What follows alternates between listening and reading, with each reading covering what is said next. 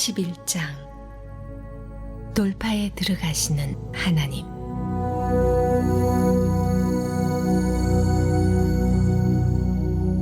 소식이 빠르게 퍼져서 예루살렘에 있는 지도자와 동료들도 곧 그 이야기를 들었다. 유대인이 아닌 이방인들도 이제 하나님의 메시지를 받아들였다는 소식을 들은 것이다. 베드로가 예루살렘에 돌아오자 그의 옛 동료 가운데 할례를 중시하는 몇몇 사람들이 그를 나무랐다. 당신이 그 무리와 어깨를 맞대고 금지된 음식을 먹으며 우리 이름에 먹칠을 하다니 도대체 어찌된 일입니까? 그러자 베드로가 그들에게 처음부터 차근차근 설명했다. 최근에 내가 요빠 성에서 기도하고 있었는데 비몽사몽간의 환상을 보았습니다. 내 귀퉁이를 줄에 매단 커다란 보자기 같은 것이 하늘에서 내 앞 땅바닥으로 내려왔습니다. 보자기 안에는 가축이며 들짐승이며 파충류며 새들이 가득했습니다. 그야말로 없는 게 없었습니다. 나는 넋을 잃고서 유심히 보았습니다. 그때 한 음성이 들려왔습니다. 베드로야, 어서 잡아먹어라. 나는 말했습니다. 안 됩니다, 주님. 지금까지 저는 부정한 음식은 입에 대본 적이 없습니다. 그 음성이 다시 들려왔습니다. 하나님께서 괜찮다고 하시면 괜찮은 것이다. 그런 일이 3번 있고 나서 보자기가 다시 하늘로 들려 올라갔습니다. 바로 그때 내가 묵고 있던 집에 3사람이 나타났습니다. 가이사랴에서 나를 데리러 온 사람들이었습니다. 성령께서 내게 아무것도 묻지 말고 그들과 함께 가라고 하셨습니다. 그래서 나와 6 동료는 나를 부른 사람에게 갔습니다. 그 사람은 천사가 옆집 사람만큼이나 생생한 모습으로 자기 집에 와서는 요바로 사람을 보내서 베드로라 하는 시몬을 데려오너라. 그가 너에게 내 생명뿐 아니라 내가 아끼는 모든 사람의 생명까지도 구원할 말을 해줄 것이다 하고 말했다고 했습니다. 그래서 나는 말을 시작했습니다. 그런데 5문장도 채 말하기 전에 성령이 그들에게 임하셨는데 처음 우리에게 임하실 때와 같았습니다. 요한은 물로 세례를 주었지만 너희는 성령으로 세례를 받을 것이다 하신 예수의 말씀이 떠올랐습니다. 그러니 내가 묻겠습니다. 하나님께서 우리가 주 예수 그리스도를 믿을 때 우리에게 주신 것과 동일한 선물을 그들에게도 주신다면 내가 어떻게 하나님을 막을 수 있겠습니까? 그들은 베드로가 전한 말을 다 듣더니 잠잠해졌다. 그 의미가 마음 깊이 스며들자 하나님을 찬양하기 시작했다. 이 일이 정말 일어났다. 하나님께서 다른 나라들로 돌파에 들어가셔서 그들의 마음을 열어 생명을 주셨다. 스데반의 죽음으로 촉발된 박해 때문에 사람들이 멀리 베니키아와 키프로스와 안디옥까지 갔으나 그들은 여전히 유대인들과만 말하며 교제하고 있었다. 그때 키프로스와 구레네 출신으로 안디옥에 와 있던 몇몇 사람들이 그리스 사람들과 말하기 시작하며 그들에게 주 예수의 메시지를 전했다. 하나님께서 그들이 하는 일을 기뻐하시며 그들의 일을 인정해 주셨다. 아주 많은 그리스 사람들이 믿고 주님께 돌아왔다. 예루살렘 교회가 이 소식을 듣고 바나바를 안디옥에 보내 상황을 알아보게 했다. 바나바는 도착하자마자 그 모든 일의 배후와 중심에 하나님이 계심을 보았다. 그는 적극적으로 그들과 함께하면서 그들을 지원했고 남은 평생을 지금과 같이 살도록 그들을 권면했다. 바나바는 선한 사람이었으며 뜨겁고 담대하게 성령의 길로 행하는 사람이었다. 그 공동체는 주님 안에서 크고 강하게 성장했다. 그 후에 바나바는 사울을 찾으러 다소로 갔다. 거기서 사울을 만나 안디옥으로 돌아왔다. 그들은 꼬박 1년 동안 그곳 교회에 머물면서 많은 사람들을 가르쳤다. 제자들이 처음으로 그리스도인이라고 불린 것도 안디옥에 쓰였다. 거의 같은 시기에 몇몇 예언자들이 예루살렘에서 안디옥으로 왔다. 그 가운데 아가보라는 사람이 있었다. 하루는 그가 성령에 이끌려 일어서더니 조만간 극심한 기근으로 나라가 황폐해질 것이라고 경고했다. 기근은 결국 글라우디오 황제 재임 중에 닥쳤다. 제자들은 각자 힘닿는 대로 유대에 있는 동료 그리스도인들에게 도움이 되는 것은 무엇이든 보내기로 했다. 그들은 그 모은 것을 바나바와 사울 편에 보내 예루살렘의 지도자들에게 전달하도록 했다. 고넬료의 회심 이야기는 이제 네 번째 장면으로 넘어갑니다. 베드로가 이 사건의 전말을 예루살렘 교회에 보고하고 설명하는 내용입니다. 누가의 관점에서 볼 때 이 네 번째 장면이 고넬료의 회심 이야기를 완성해 줍니다. 고넬료 사건이 초대교회에 미친 영향에 대한 내용이 누락된 상태에서 누가는 하나의 온전한 이야기가 될 수 없다고 생각한 듯합니다. 고넬료를 비롯한 이방인들이 성령을 받은 것에 대한 소문이 유대 전역에 있는 사도들과 형제들에게 퍼졌습니다. 누가는 이 소식이 사도들과 일반 신자인 형제들에게 전해졌다는 것과 예루살렘 교회를 중심으로 그 주변에 흩어져 있는 신자들에게까지 전해졌다는 것을 강조합니다. 왜냐하면 이방인들이 복음을 받아들였다는 소식에 대해 유대 그리스도인들이 보인 반응이 이제 앞으로 전개될 초대교회의 신학 논쟁에서 중요한 역할을 차지하게 될 것이기 때문입니다. 유대 그리스도인들이 들은 소문의 내용을 묘사하는 표현은 매우 독특합니다. 누가는 그들이 들은 소문을 이방인들도 하나님의 말씀을 받았다라는 문장으로 요약합니다.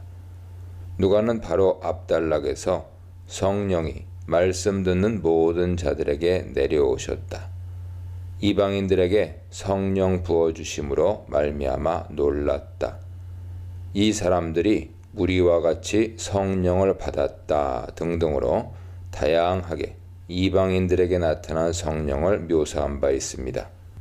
그런데 정작 11장에 들어와 그 사건을 한마디로 요약할 때는 성령을 언급하기보다 단순히 이방인들도 하나님의 말씀을 받았다라고 기록합니다. 누가는 왜 이방인들도 성령을 받았다라든가 이방인들에게도 성령을 부어주셨다라는 표현을 사용하지 않은 것일까요?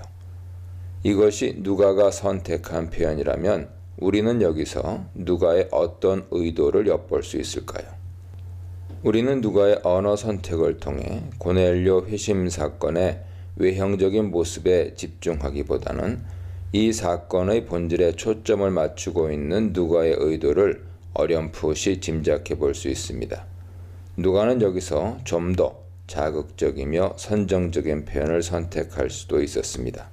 그러나 정작 그는 꽤나 중립적인 표현들을 선택함으로써 이 사건의 본질이 무엇인지를 드러내려 했죠. 하나님의 말씀을 받았다라는 말은 하나님의 말씀을 통해 회심했다는 의미를 물론 포함합니다. 아울러 누가는 하나님의 말씀을 따라 이방인들이 순종하는 삶의 모습으로 다시 태어났음을 말하려 합니다. 누가는 이러한 측면을 강조하기 위해 14절에서 구원받을 말씀이라는 표현과 18절에서 생명 얻는 회개라는 표현을 사용합니다. 2절과 3절을 보면 이방인들의 회심에 대한 소문은 베드로가 예루살렘에 돌아가기 이전에 먼저 도착합니다. 여기에 언급된 할례자들은 할례에 속한 자들이라는 의미로서 예루살렘에 있는 보수적인 유대 그리스도인들을 가리킵니다. 물론 아직까지는 이방인들도 모세의 율법을 지켜야 한다는 주장이 나온 것은 아닙니다. 그러나 잠재되어 있는 논쟁의 불씨를 짐작하게 하는 대목이죠. 이들은 베드로가 이방인들에게 복음을 전했다는 것을 문제 삼기보다는 무할례자의 집에 들어가 함께 먹었다는 것을 비난합니다. 이들의 반응은 전혀 이해 못할 만한 것이 아닙니다. 왜냐하면 수백 년 동안 지켜오던 유대인의 관습이 베드로가 이방인들과 함께 식탁 교제를 나누고 이방인들이 회심했다고 하여 하루아침에 뒤바뀔 수는 없었기 때문입니다. 유대인과 이방인이 동일하게 하나님의 백성으로서 한 식탁에서 함께 밥을 먹을 수 있다는 결정은 조금 더 기다려야만 했습니다. 이 문제가 단번에 해결될 성격의 사안이 아니었다는 사실은 갈라디아 2장 11절 이하에서 기록된 바 베드로 자신이 범한 실수에서 잘 드러납니다. 유대 그리스도인들의 이와 같은 반응의 저변에는 스데반이 이미 겪었던 것처럼 자신들도 비난과 박해를 피할 수 없을 것이라는 우려가 깔려 있습니다. 4절로 18절입니다. 유대 그리스도인들의 비난을 접하게 된 베드로는 자신에게 일어난 일들을 그들에게 순서대로 설명합니다. 고넬료의 환상 이야기보다 자신이 본 환상부터 시작해서 이야기를 풀어갑니다. 4절부터 10절까지는 사도행전 10장에서 이미 기술한 내용을 다소 압축해서 서술합니다. 다만 거기서 생략되었던 한두 가지 내용이 여기에 추가로 포함됩니다. 예를 들면 5절과 6절에서는 사도행전 10장 11, 12절에 기록된 내용보다 훨씬 더 생생한 언어로 하늘로부터 내려온 큰 보자기에 들어있던 내용물들이 묘사됩니다. 또 사도행전 10장 12절에서 세 종류의 짐승들이 등장했다면 이 단락의 6절에서는 창세기의 창조 기사에서 나열된 것처럼 네 종류의 짐승들이 등장합니다. 8절에서 베드로가 부정한 음식을 거부하며 그런 음식은 결코 내 입에 들어간 일이 없나이다 라고 했던 말도 사도행전 10장 14절에 기술된 내용보다는 에스겔 4장 14절에 나오는 진술에 더 가깝습니다. 세 번의 환상이 나타난 직후 가이사랴에서 세 사람이 도착하고 베드로는 성령으로부터 아무런 차별을 두지 말고 가라는 음성을 듣습니다. 이에 베드로는 요빠에 사는 유대인 신자 6명과 함께 그 사람의 집에 들어갑니다. 여기서 그 사람은 당연히 고넬료를 가리키죠. 13절에서는 고넬료가 어떻게 천사를 보게 되었는지 아주 간략하게 언급됩니다. 그러나 이것은 독자들의 이해를 돕기 위한 것이지 당시 자기의 말을 듣던 사람들에게 한 것으로 이해할 필요는 없습니다. 그런데 이 시점에서 독자들은 주의 사자가 고넬료에게 약속한 말씀의 내용을 알게 됩니다. 그것은 바로 너와 네 온 집이 구원받을 말씀입니다. 천사는 이미 초대교회에서 복음을 선포할 때 사용되던 구원을 받다라는 표현을 사용합니다. 그러나 이 표현은 이미 구약에서도 자주 등장하는 표현이기 때문에 하나님 경외자도 쉽게 이해할 수 있는 표현이었죠. 15절에서 베드로는 내가 말을 시작할 때에 성령이 그들에게 임했다고 말합니다. 사도행전 10장에서는 어느 정도 설교를 했을 때 성령이 임했습니다. 그러나 이것은 두 내용이 서로 모순됨을 뜻하는 것이 아닙니다. 15절에 기록된 베드로의 말을 지나치게 문자적으로 해석할 필요는 없죠. 베드로가 말하려던 바는 자기가 전하려고 한 메시지를 다 전하기도 전에 성령이 그들에게 임했다는 것입니다. 그런데 여기서 중요한 점은 이방인들에게 임한 성령이 처음 우리에게 하신 것과 같이 했다는 표현입니다. 여기서 처음은 오순절 다락방 사건을 말합니다. 즉 베드로는 여기서 이방인들의 성령 체험을 오순절 다락방의 성령 강림 사건과 비교하고 있는 것입니다. 따라서 누가의 서술적 관점에서 볼 때 이 사건은 이방인들을 위한 오순절 성령 강림 사건이라 할 수 있습니다. 이방인이라고 해서 이류 그리스도인은 아니죠. 유대인이나 이방인이나 다 똑같이 하나님의 백성입니다. 베드로는 이 사건이 예수가 사도행전 1장 5절에서 제자들에게 하신 말씀을 생각나게 한다고 말합니다. 여기서 우리는 두 가지 결론을 유추해낼 수 있습니다. 첫째, 이방인들이 성령 받은 사건은 성령 세례이며 이는 그들이 복음을 믿을 때 일어납니다. 왜냐하면 예수가 하신 약속의 성취로 일어난 오순절 성령 강림 사건과 동일한 경험이기 때문이죠. 이방인들이 성령 세례를 받았다면, 다른 말로 하면 하나님 말씀을 받았다면, 혹은 회개하고 주님을 영접했다면 그들도 역시 물 세례를 받을 자격이 있습니다. 17절에서 우리가 주 예수를 믿을 때 하는 구문을 우리가 믿은 후에라고 번역해야 한다는 주장이 있습니다. 헬라어 문법상 가능한 번역이긴 하지만 이 문맥에서는 매우 부자연스럽고 개연성도 매우 낮습니다. 그리스도인들은 예수 그리스도를 믿을 때 비로소 성령 임재를 경험하는 것입니다. 교리에 근거한 반발, 경험에 근거한 설명, 정직한 수용에 대해 묵상해 보시기 바랍니다. 19절로 30절입니다.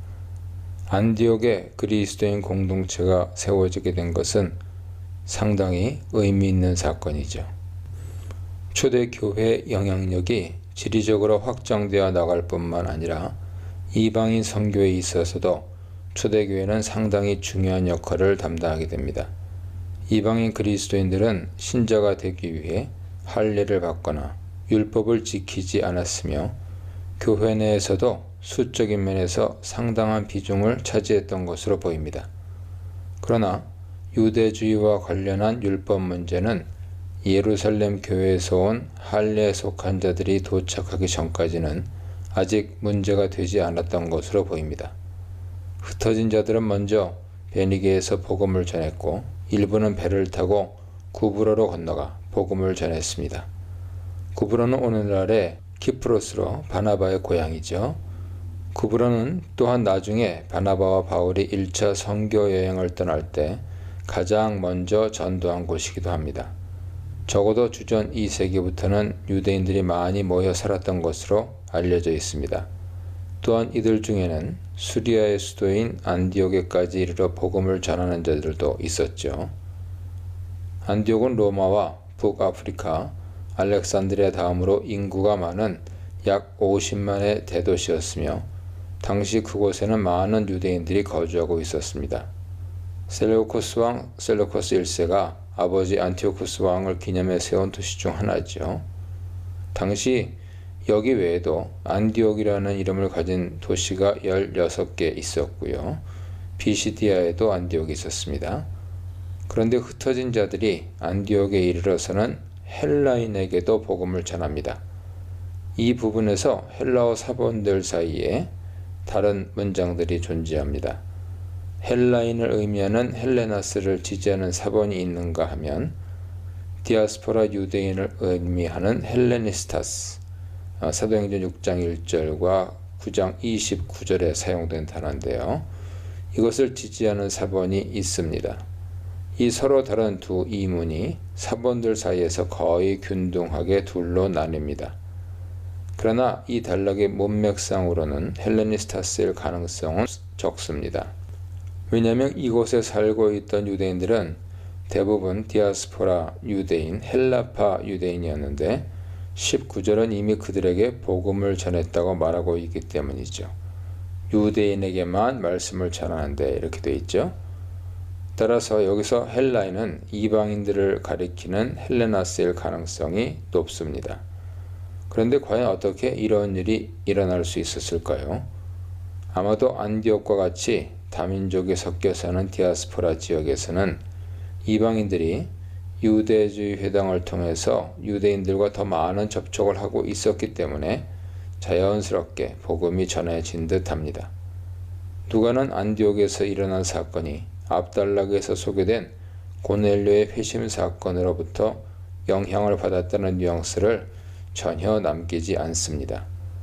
이로 미뤄보건대 복음 전파는 자연스럽게 이루어진 독립현상으로 보는 것이 타당해 보입니다. 아울러 누가는 그들의 복음 전파를 주 예수를 전파하니 라는 말로 요약합니다. 이제 유대인을 넘어 이방인에게도 예수를 주, 큐리오스로 소개하는 새로운 선교 전략이 도입된 것이죠.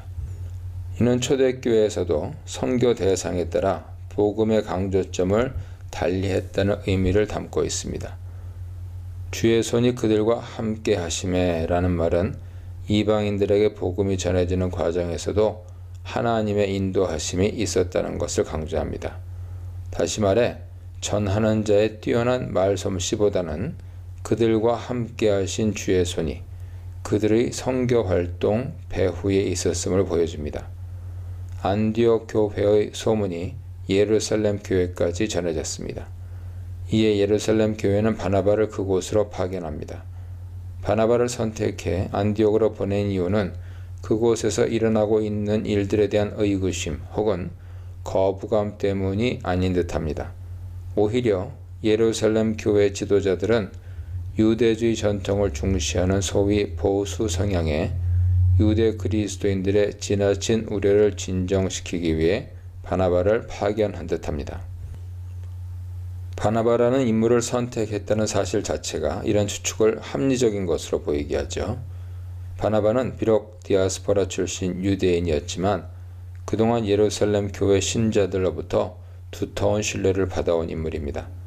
게다가 그는 공동체 안에서도 히브리파 신자들과 헬라파 신자들을 중재하는 역할을 잘 감당했던 것으로 보입니다. 바나바의 드러난 성품 또한 그가 이번 일의 적임자임을 말해주죠. 누가는 사도행전에서 그 누구에게도 착한 사람이라는 표현을 사용한 적이 없습니다. 그러나 누가는 바나바의 영적 상태를 표현하는데 착한 사람이라는 표현에 성령과 믿음이 충만한 사람이라는 언급을 덧붙입니다. 안디옥에 도착한 바나바는 공동체 안에 나타난 하나님의 은혜를 보고 새로 믿게 된 이방인 그리스도인들에게 율법을 강요하지 않습니다. 오히려 그들이 굳건한 마음으로 그리스도에 대한 믿음을 지킬 것을 당부하죠. 이러한 당부와 지도는 이방인들을 향한 하나님의 계획과 섭리가 안디옥 교회에서 이루어지고 있음을 깨달은 바나바의 영적 통찰력 때문이었습니다. 이로써 바나바는 안디옥 교회의 부흥과 성장에 결정적인 기여를 하게 됩니다. 이에 큰 무리가 주께 더하여지더라. 이 말은 누가가 초대교회의 긍정적인 측면을 강조할 때 자주 사용하는 표현입니다. 안디옥 교회의 가능성을 본 바나바는 자신과 함께 동역할 사람으로 이의 친구 사울을 부르기 위해 다소까지 내려갑니다. 바나바는 사울을 사역의 경쟁자로 생각하지 않고 동역자로 선택했습니다. 교회에 1년간 모여있어 라는 말은 1년간 교회 건물에서 모였다는 의미가 아닙니다. 그것은 성도들과 함께 모였다는 의미입니다. 영어로 간략하게 표현하면 They met with the church가 됩니다. 전자는 교회 에클레시아를 장소로 보는 것이고 후자는 교회를 성도들의 모임으로 보는 것이죠. 헬라어 전치사 n은 통상 영어의 in이라는 의미입니다. 하지만 본문에서는 영어의 with라고 이해해야 합니다. 바나바와 사울이 함께한 사역은 가르치는 것이었습니다. 그들은 신자들을 가르치는 것뿐만 아니라 믿지 않는 자들에게 복음을 전하는 것도 소홀히 하지 않았습니다. 제자들이 안디옥에서 비로소 그리스도인이라 일컬음을 받게 되었더라 라는 말에서 그리스도인, 크리스티아노이라고 하는 것은 본래 헬라어가 아니라 라틴어죠. 크리스티아노이, 그리스도를 따르는 자들이라는 뜻으로 만들어진 신조, 크리스토스와 사람을 나타내는 이아노이의 합성어입니다. 일컬음을 받았다라는 말은 안디옥의 일반 시민들이 신자 공동체를 가리켜 만들어낸 신조였을 가능성을 보여줍니다. 안디옥 시민들이 신자들을 그리스도인이라고 부르는 데는 긍정적인 의미뿐만 아니고 조롱과 조소의 의미도 들어있었습니다. 초대교회 신자들은 제자나 성도 혹은 형제로 불리기를 더 좋아했습니다. 27절에는 선지자에 대한 언급이 나옵니다. 여기서 말하는 선지자는 당시 순회 사역을 하던 사람들을 가리키죠. 이들은 말씀을 가르치기도 하고 때로는 앞날의 일을 예언하기도 했습니다. 이들이 왜 예루살렘에서 안디옥으로 왔는지는 알 수 없습니다.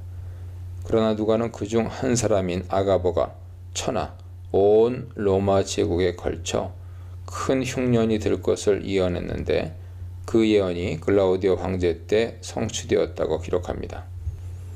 로마 역사가 수에토니우스는 당시 여러 차례 흉년이 있었다고 전하고 요세푸스도 주후 46년경 유대 지방에 흉년이 있었다고 전합니다.